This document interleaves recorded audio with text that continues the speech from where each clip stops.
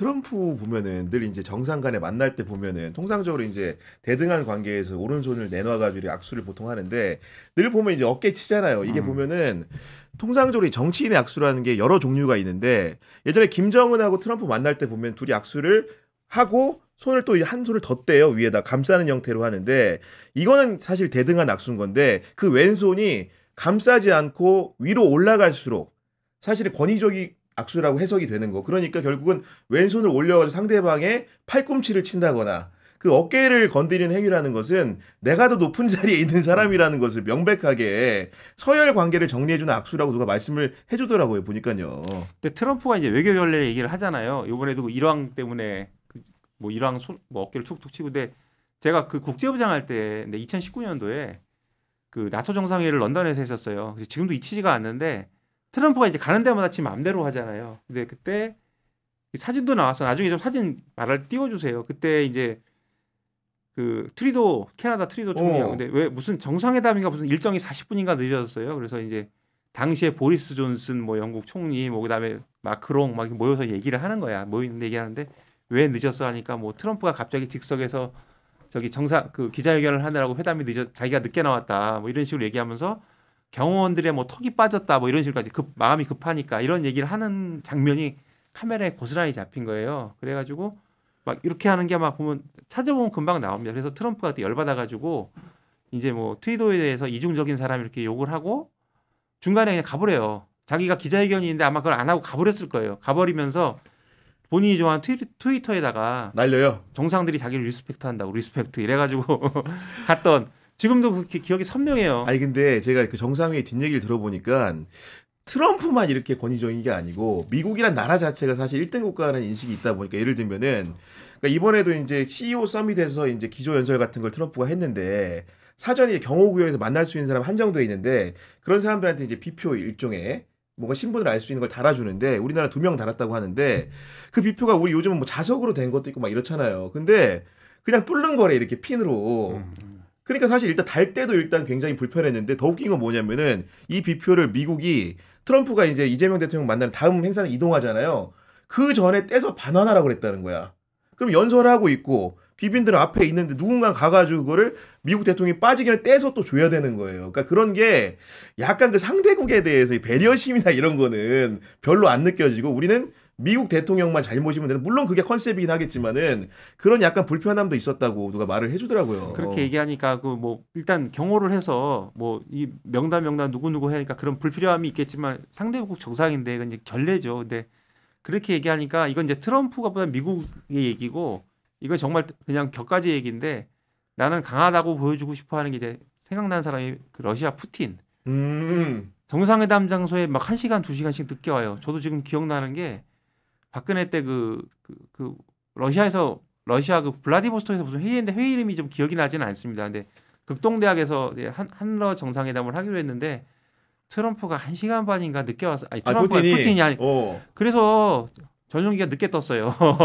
근데 그때 기사 찾아보니까 지각 대장이더라고. 근데 그게 일부러 되게 강하게 모습 보이려고 어떤 정상이 개를 무서워한다고 일부러 개를 데리고 온 거야. 야 정말로 트럼프하고 그래서 되게 둘이 좀 닮은 느낌이 있어요. 초록은 동색이라고. 그래서 보면 트럼프가 왜 러시아 스캔들 뭐 별 많았었잖아요. 러시아하고 뭐 물밑에서 무슨 관계다. 근데 둘이 좀 닮지 않았나 뭐 이런 완전히 뜬금없는 생각이 한번 들었네요. 아니 그리고 닮기도 했고 실제로 트럼프가 되게 푸틴을 자신 롤모델로 생각을 한다는 뭐 그런 뭐 증자라고 하나요? 그런 건 많잖아요. 일부 전문가들이 이제 트럼프가 이제 가장 존경하는 사람들 중에 한 명이 이제 푸틴하고 약간 시진핑 주석도 존경하는 게 기본적으로 이 제왕적 대통령이니까 자기는 어차피 뭐 아무리 지금 미국 민주주의가 형해화됐다고 하지만 의회라든가 언론으로부터 견제를 받고 있는데 그런 트럼프에 비해서 이제 푸틴이라든가 시 주석은 그런 부분들은 사실 약간 1인 체제 중심으로 가고 있으니까 그래서 트럼프 대통령이 푸틴 스타일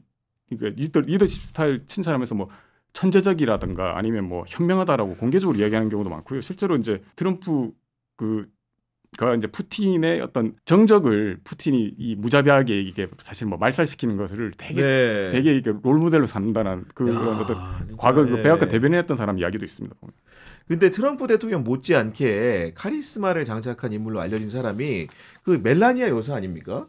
그 멜라니아 여사랑 트럼프 대통령이 어떻게 만나게 된 거죠? 1998년에 뉴욕 클럽 파티에서 만났다고 하고요. 당시 이제 멜라니아가 기본적으로 슬로베니아 출신에서 이제 모델로 활동했잖아요. 유럽에서 활동하다가 이제 미국으로 넘어가가지고 모델로 활동하고 있었는데 당시 트럼프는 뭐 같이 있었던 여성이 있었다고 하는데 멜라니아한테 아마 마음이 있었는지 전화번호를 달라고 하니까 멜라니아가 일단 거절하고 자기는 이제 트럼프한테 비즈니스 전화, 그러니까 사업용 전화번호를 달라고 했다는 거예요. 이 사람이 업무용 번호를 알려달라. 어떤 번호를 주는 거 보고 이 사람이 자기를 대하는 걸 이제 판단하겠다 했는데 트럼프가 당시에 이제 비즈니스 번호를 알려줘가지고 멜라니아가 그 뒤에 이제 며칠 후에 전화를 해가지고 만남이 성사됐다고 하고 당시 이제 뭐 지금 아시겠지만 나이가 한 24살 정도 차이 나잖아요. 그래서 이제 이 멜라니아가 이 트럼프 돈 보고 그 사귀는 거 아니냐는 뭐 이야기 되게 많았는데 멜라니아는 뭐 자기가 당시 뭐 모델로도 성공했고 돈은 그 정도 관심도 얼마큼 없고 원래 벌었고 뭐 유명인 관심은 누구한테나 받을 수 있는 거기 때문에 다만 이제 두 사람이 이제 공통점도 많고 그래서 뭐 깊은 유대감을 느꼈다고 해가지고 이 결혼을 2005년 1월인가 했죠. 근데 그 굉장히 긴 결혼 생활을 유지하고 있는 것 같기는 한데 그럼에도 불구하고 트럼프 대통령은 여성 편력 시비가 사실 굉장히 많은 분 아닙니까? 그 사실 이제 트럼프 어린 시절에도 보면 이 고교 때부터 여성 편력이라고 해야 되나 이런 게 좀 심했고 그 여성의 외모에 되게 집착을 해가지고 마음에 드는 사람이 있으면 여성한테 키스를 한다든가 지금으로 보면 잡혀갈 일인데 경범죄로 그냥. 잡혀갈 거죠. 그리고 뭐 외설적 발언도 썼지 않았다고 해서 그 이후에 실제로 이제 트럼프 대통령 뭐 후보로 이제 나서는 과정에서 2016년부터 한 10명 이상 여성이 트럼프한테 부적절한 신체 접촉이라든가 성추행 당했다고 해서 계속 주장을 했고 실제로 이제 몇 건의 어떤 이 재판도 있었죠. 그래서 되게 유명한 게 뭐 스토미 데니얼스라고 그 성인 여성 배우가 이제 부적절한 관계 기억납니다. 그래서 네. 트럼프가 그 입막음 하려고 개인 변호사 통해가지고 맞아요. 한 1억 원 정도 줬는데 그 돈을 이제 회사 장부에 법률 자문료로 위장 처리해가지고 결국에는 이게 이제 이 유죄 판결을 받아가지고 역사상 뭐 전직 대통령 당시 전직 대통령이죠 처음 형사 유죄 판결을 받았고 그 다음에 뭐 이진 캐럴이라는 유명한 컬럼니스트 트럼프한테 이제 성폭행 당했다고 해가지고 이 법원에서 이제 성폭행 사실 인정하지는 않았지만 이제 성추행했다라고 해가지고 네. 이제 판결했고 그다음 뭐 그 2016년 대선 때 그도 유명한 거 있잖아요. 액세스 헐리우드라고 2005년인가 액세스 헐리우드나 프로그램 녹화하고 났는데 트럼프가 그 이 진행자랑 나눈 대화 지금 차마 입에 담을 수 없는 그런 약간 저질 발언. 네. 대화를 나눠가지고 그게 이제 공개돼가지고 트럼프는 그게 사실 뭐 이 탈의실 농담이라고 이제 해명을 했는데도 대선 기간 내내 이제 여성 비하 논란 휩싸였죠. 정말 그런 거 보면은 미국이란 나라가 참 특이한 것 같긴 해. 왜냐면은 우리나라에서는 지금 열거한 것 중에 하나만 과거의 전력이 있으면은 뭐 국회의원은커녕 시도의원도 못합니다. 그래서 저도 야 우리나라에서는 이런 사람이 대통령이 될 수가 없을 텐데 그걸 심지어 한 번 하고 또 한단 말이야. 그래서 저도 이제 이게 어떻게 될까 하고 막 뉴스도 찾아보고 예전에 알던 지인들한테 이제 미국 지인들한테도 물어보고 그랬는데 일단 미국 사람들이 이게 제가 그냥 들은 뇌피셜과 얘기들을 그냥 정리를 하면 일단 미국 사람들이 자기들이 지금 사실 나라가 어렵잖아요. 대부분의 네. 사람들은 못 산단 말이에요. 그러니까 이제 그런데 트럼프는 사실 그런 거 뭐 해외와 관례, 외교, 뭐 예의 이런 거 다 하지 않고 사실 전 세계를 돌아다니면서 지금 삥 뜯는 거잖아요. 우리가 예전에 학교 다닐 때 보면 싸움 제일 잘하는 애들이 그 길에서 너 좀 일로 와봐 이래가지고 그럼 우리 이제 길 피해 다니잖아. 그렇죠, 그런 그렇죠. 시절을 네. 겪었는데 그 짓을 지금 대놓고 하고 있는 거잖아요. 근데 국민들이 그거 열광한다는 거예요. 그러니까 저기 뭐 바이든이나 뭐 이런 애들은 말만 한 도둑놈들인데 그래도 얘들은 얘는 우리를 위한 도둑놈이다. 뭐 약간 이런 식의 국민들을 위한 도둑놈이다. 그래서 보면은 제가 이게 정확한 얘기는 아니겠지만 트럼프를 지지하는 사람들이 의외로 저 백인 약간 좀 맞아요. 저소득층, 그다음에 저학력자들 이런 분들이 많다고 하더라고요. 특히 뭐 시골에 이런 사람들. 그러니까 이제 트럼프는 이렇게 해도 자기가 먹히니까 이제 더 막 나가는 거고 자기의 더 발현을 하는 거겠죠. 근데 진짜 미국 오히려 이제 이건 제 생각입니다. 미국 시자층은 굉장히 다른 나라에 부끄럽지 않을까 싶어요.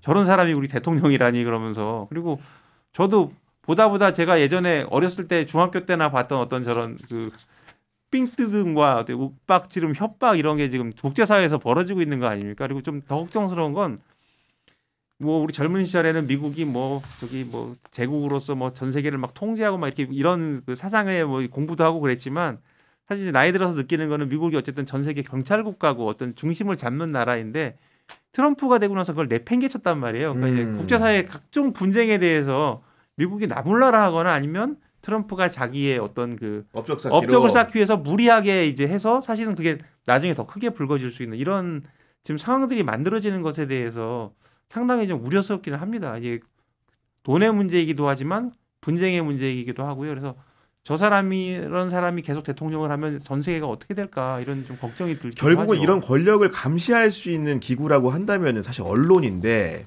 사실 언론이 사실 트럼프가 정치 초입 때부터 굉장히 많은 견제와 감시를 했음에도 불구하고 트럼프가 언론을 입특명하기 위해 여러 조치들을 취했었고 실제로 굉장히 적대적인 언론관을 갖고 있는데 어떤 식의 관계 속에서 이렇게 된 겁니까?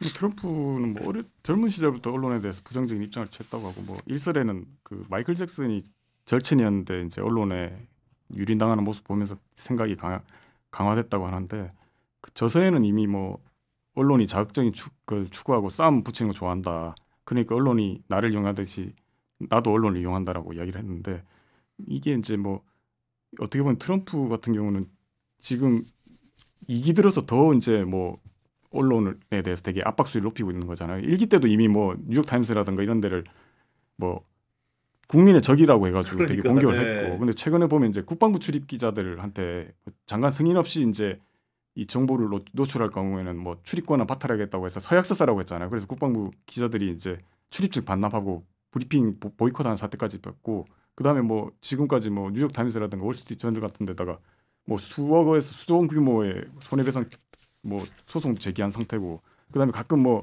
자기한테 좀 비판한 내용을 방송사 뭐 방송이 나오면 뭐 지상파 방송사들 허가 취소해야 되겠다는 식으로 압박을 가기도 하고, 실제로 이제 그 ABC 방송 인기 토크쇼인가요? 지밀 커멀 라이브도 잠깐 이게 중단되는 사태도 벌어지기도 했죠. 그래서 이제 뭐 그런데 이 비판식 보도를 하면 이제 심지어 이제 백악관에서 이제 이른바 기자단에서 배제하는 조치를 취하기도 했고, 그 반면에 이제 자신한테 우호적인 이른바 이제 극우 성향 뉴미디어 기자들은 백악관 브리핑에 들어올 수 있도록 해가지고 쉽게 말해서 출입 기자 할 수 있도록 했고, 그 실제로 이제 그 젤렌스키 대통령이 이제 트럼프 대통령한테 갔다가 이제 무한당해가지고 이제 한번 큰 사건이 났을 때 그 트럼프 하고 이제 뭐 젤렌스키가 앉아 있는데 옆 뒤에 있는 기자가 그 젤렌스키한테 대고 양복 안 입고 왔다고 조지는 그런 상황이 있어요. 기억나요. 예. 그게 이제 그 기자가 이제 이 극우 성향의 뉴미디어 기자고, 그리고 최근에 아까 그 잠깐 말했던 그 국방부 기자단 그 이 보이콧 하고 있는 상황에서 지금 트럼프 대통령 비선 시세로 알려진 극우 활동가 로라 룸브라고 있습니다. 그 사람이 지금 최근에 국방부 기자에 등록했다고 그러더라고요. 야, 진짜 재밌는데 저는 개인적 경험으로 말씀드리면은 제가 언론재단에서 트럼프 선거할 때 일기 때 그 탐사보도 단기 연수 미국 갔다 온 적이 있어요. 짧게 갔다 왔는데 그때 유수의 통신사들의 탐사보도 전문 기자들이 이렇게 만나게 됐었는데 뭐 큰 언론사들도 가고 그 당시 통신사 이제 탐사보도 그 담당자가 제가 그랬어요. 뭘 물어봤냐면은 아니 미국 외신을 이렇게 우리 기준으로 일면을 열어보면 힐러리하고 이제 트럼프하고 이제 경쟁을 하는데 모든 추적 보도는 다 왜 트럼프만 나오냐? 힐러리는 뭐 왜 검증 대상이 아니냐? 이렇게 물었더니 그분이 단순 명료하게 답하는 게 힐러리는 검증된 정치인이다. 이미 일찌감치 사실은 정치에 데뷔를 했고 우리가 팔 만큼 파봤기 때문에 조사 대상이 아닌 거고 이 트럼프라는 사람은 재계에만 있다가 갑자기 반짝 스타로 정치 입문했기 때문에 이 사람은 철저하게 검증을 해야 된다. 이런 얘기를 했었는데 결국은 후과가 지금 언론에 대한 엄청난 탄압으로 돌아오는 모양새인 것 같은데 결국은 이제 트럼프 같은 경우에는 이제 그 언론이 편파 보도를 했다고 믿는 거 그런 것 때문에 주류 언론들과는 어울리지 않겠다 이런 식의 선언을 한 상황인데 이런 상황에서 미국 국민들은 예를 들어 트럼프가 3선 연임을 하겠다 이러면 받아줄 여건이 될까요?